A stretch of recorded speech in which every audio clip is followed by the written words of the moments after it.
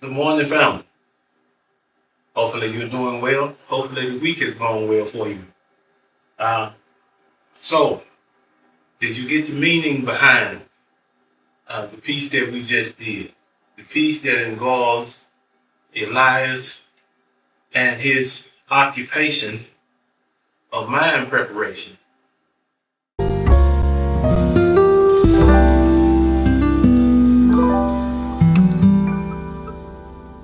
So, from the very beginning, we see that Elias has a very important assignment, occupation, if you will.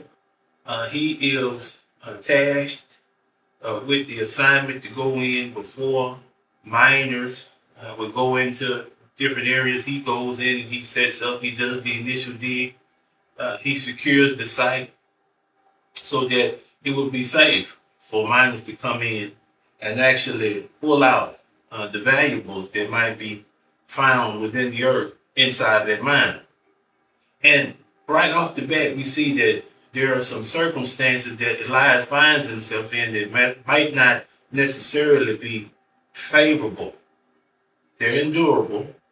They're things that he can deal with, but they may not be the best that he can possibly get out of life. And for 30 years, we learn from the story, he's been doing this particular job, this particular occupation. And for the most part, he's okay. He thinks that this is what he should be doing in life until one fateful autumn morning he receives a map. And the map clearly helps him to appreciate, hey, this is an area where you haven't touched. This is an area that you haven't digged in. This is an area that you haven't explored. And so curiosity gets the best of Elias. And he takes the initiative to journey to the location on the map and to find out whether or not his suspicions were correct. But now let's pause right there. Let's pause. Because as always, in these particular pieces, there's always an underlying thought. There's always a notion underneath the story that we're looking for. And that's intentional because I feel like if I'm going to sit down and write a story, that the story needs to be beneficial for the people who read it. That's without a doubt. So, having spent 30 years preparing sites for other individuals to dig, and then if you notice in the story, the individuals who received praise for that situation, that whole setup, were the miners. We see that the miners, they received appreciation and thankfulness from the merchants, and then the townspeople also admired the miners. And in that whole process, Elias was completely left out, even though every mine in the area started with his two hands. His two hands were the reason why individuals could go in safely and pull out gold and silver and precious stone. It was all because of him. It was all because of his efforts, because of his expertise. The story said that he listened to the earth. He was attuned with his surroundings, so much so that a difficult assignment became second nature to him. This is just what he did. So much so, as I mentioned, he did it for 30 years. So what does that sound like? Who does that sound like to you? Possibly could it be you? Could it be someone that you know who has a special talent, a talent that they fine-tuned over the years, and they're using those talents to make other individuals wealthy? Can you think of anyone? I know a lot of times when individuals have worked their entire lives and they're getting ready to retire, that's one of the things they think about. They say, well, I worked all these years to make someone else rich. And so that was one of the underlying thoughts. Is there something that you can do with the talents that you have? Is there some way that you can take that talent and allow their talent to maybe put you in a better situation in life while helping those around you? That's something to think about. Now let's keep going. Now, after Elias has arrived at this new area, He notices that there's no one who's ever here before. No one has set up camp. There are no leftover tools. There's nothing there. This is untouched land. This mountain hasn't been touched at all. And Elias is going to be the first individual to touch it. And so it's noteworthy that he begins to strike the ground. So now he's all in. He's brought his tools with him, and he's ready to see if there's something that can be salvaged from this particular area. And so he strikes the earth, and it seems that the more he strikes, the harder the earth becomes. And days become weeks until finally, the area where he's in, the story describes it as it giving in. And so there's a collapse. And upon the collapse, Elias is introduced to a room, top and bottom, that's full of silver, full of it, untouched by human hand, a whole cavern that's full of silver. And he sits there and he thinks for a moment. Does he think about how much he's going to enjoy the riches that are going to come from this particular area? Does he think about the change in lifestyle that he'll have because of the immense wealth that sits around him? Oddly, he doesn't think that at all. His mind goes back to what it meant for him to have the ability to find this area, the tenacity that he displayed in finding this area. You see, he had to travel. He had to leave the circumstance and situation that he was used to, that was familiar to him. He had to journey to a place that he had never been. And then when he got there, he had to exert more effort than maybe he had ever exerted before. So what does that say? And we'll pause there as always just to get some clarification. What does that say? That says a lot of times the talents that we have to fully excavate them out. See, this whole journey with Elias was a journey of discovery. It was a situation where Elias had to take an opportunity to go somewhere he'd never been, to do something that he'd never done in order to get to a place he'd never been. Now, isn't that a powerful thought? Don't you think? Because in life, a lot of times, that's what we have to do in order to make use of our talents. We have to shed the familiar. We have to let go of what we know as our comfort zone. We have to venture into something that might be new.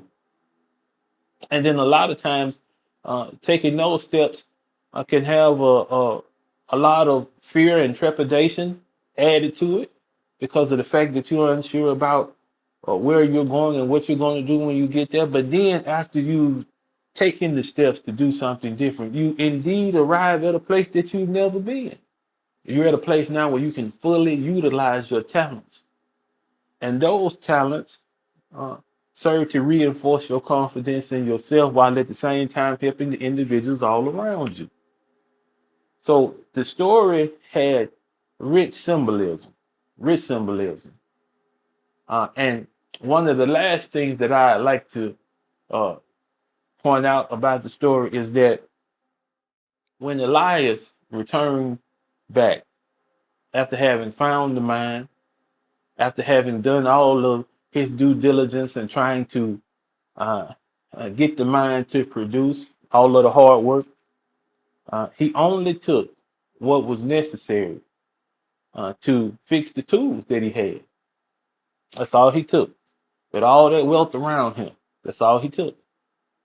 And he wanted to see the faces on the young miners who would go to that site behind him and find all of that wealth.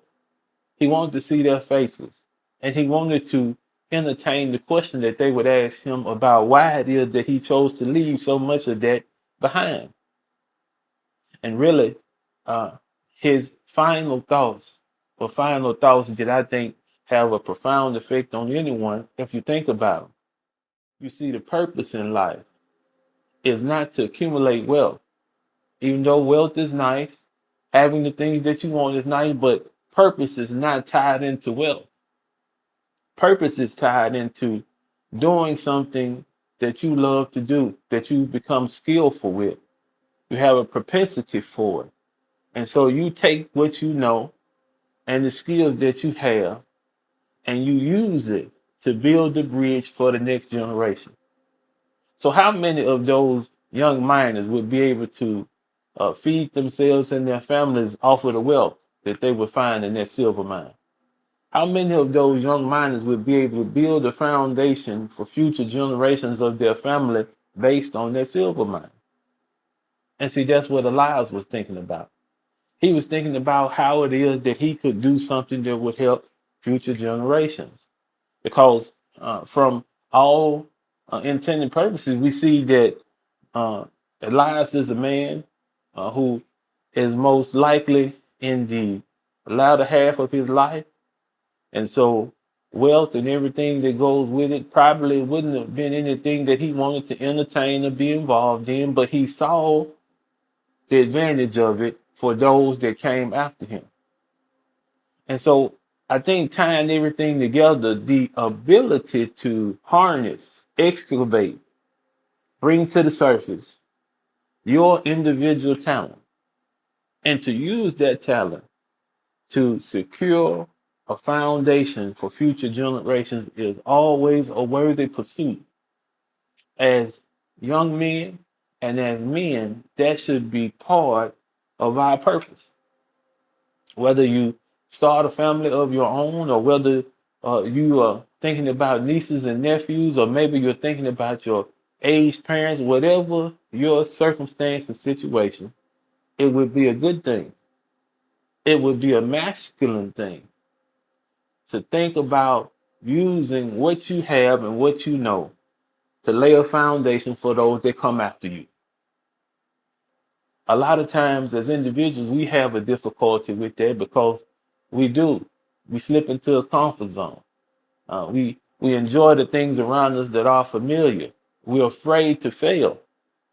We're afraid that we'll encounter a situation in this new era that we set about in our life that will be overwhelming to us, something that will prevent our forward movement.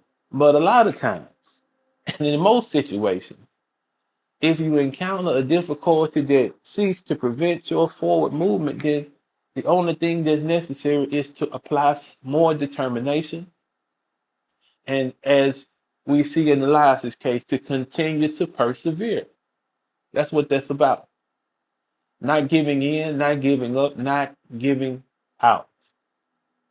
Uh, and also, I hope that you all enjoyed the new format. So, what we're doing now is we're going to try to add a more personal touch when it comes to these behind the pens, because I don't want you to think that this is just something that AI is spitting out and that we're just regurgitating something that has been artificially generated. What this is and what it will continue to be is a look inside the mind of a man who has tried to practice masculinity for some 43 years. At times I'm successful, at times I'm unsuccessful, but one thing you better believe, I'm on the quest to continue to get better day by day.